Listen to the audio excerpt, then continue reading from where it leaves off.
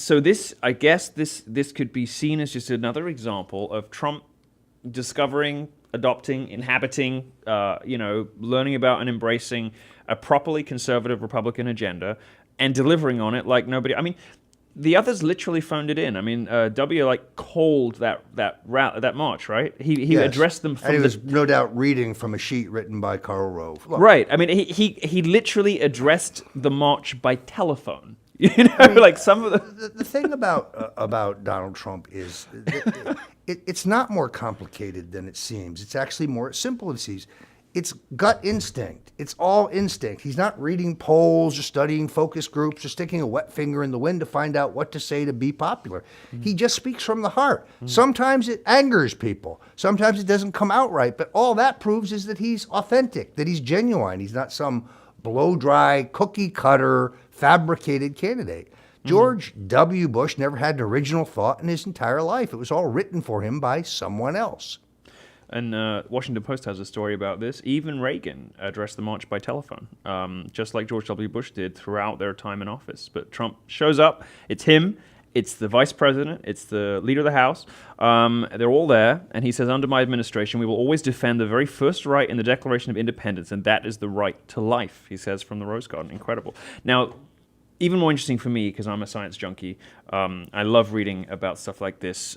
Fox News today has a story saying ultrasounds are making an extraordinary difference to public opinion about abortion. I'm going to read you just a little bit of the story because I find it fascinating.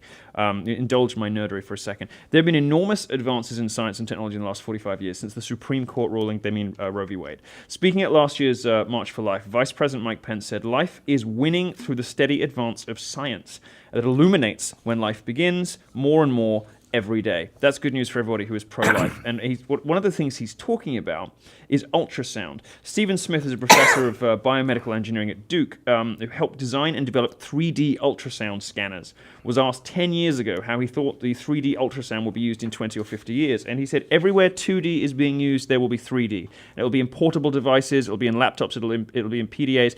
Now, we have 4D ultrasound, the fourth dimension, of course, being time. So we have moving images of ultrasound.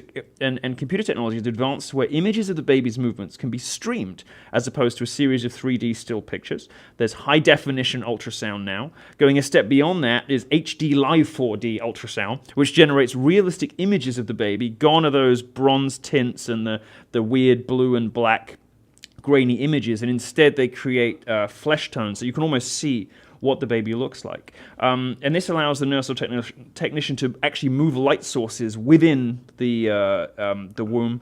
And all of this stuff means that you can find out the gender of the baby as early as 14 weeks. You can go and read the rest of the piece for yourself if that sounds interesting, because there's a lot more technical detail. This is like the only example of technology pushing people toward more conservative positions. But I think it's a remarkable thing. I suppose it makes perfect sense because you've got the mother who can see her child so many, like, I think maybe like a dozen weeks earlier as a fully formed, infant, albeit a tiny one, where they wouldn't have been able to previously. And what it's demonstrating is the power of the visual. Just as television revolutionizes our politics, what you've had here is adding this visual component makes people think twice before they put down their baby. It's no longer a name on a piece of paper to them. It's an actual thing because they've seen it. I think it's a very positive thing.